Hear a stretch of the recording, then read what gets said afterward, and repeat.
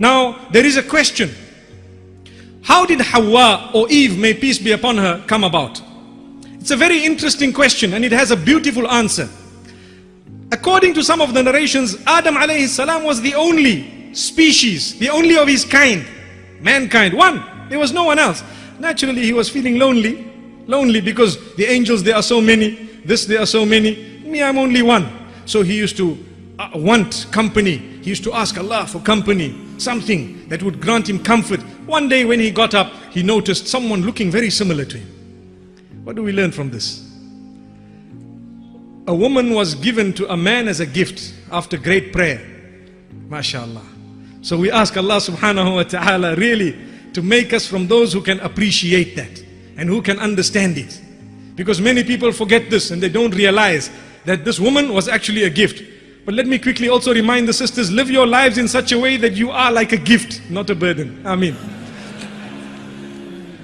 So Allah subhanahu wa ta'ala says that this Adam alayhi salam had Hawa standing right next to him, and the Quran says at the beginning of Surah An-Nisa, Allah makes mention of how He created a woman. أعوذ بالله من الشيطان الرجيم بسم الله الرحمن الرحيم يا أيها الناس اتقوا ربكم الذي خلقكم من نفس واحدة وخلق منها زوجها وبث منهما رجالا كثيرا ونساء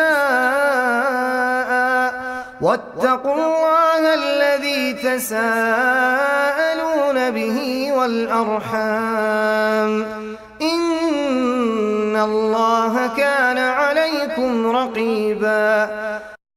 And He says we created from him, meaning from Adam, his spouse, his wife, which means Hawa. Now there are certain people who are embarrassed and they say, no, we weren't created from man. Well, why be embarrassed? We were created from dust, from soil. At least you were created from something which was already living. Allahu Akbar. Subhanallah. There is nothing embarrassing. We are there right now. Let's talk of where we are now. This is history. No need to deny a sahih hadith and no need to deny a verse of the Quran. Clearly it says this in the opening verses of Surah An-Nisa, that Allah created man and then He created a woman from the man. So the hadith of Abu Hurairah radiallahu anhu in Sahih al-Bukhari makes mention of the rib of Adam alayhi salatu wassalam. There is nothing wrong with being created from a rib.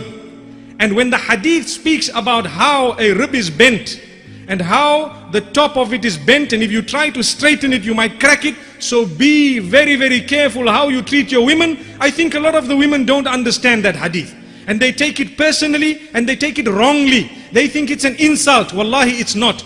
All it is telling the men folk that be careful how you handle the women, be very kind to them, be very tolerant, and be very, very patient with them, because if you want to straighten them like a pin, you might end up cracking them, which is true.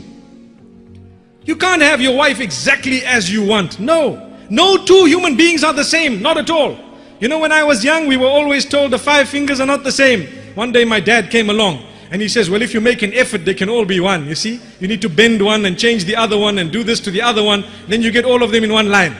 So it means an effort is required for us to be on par. There is a give and take. May Allah subhanahu wa ta'ala grant us goodness.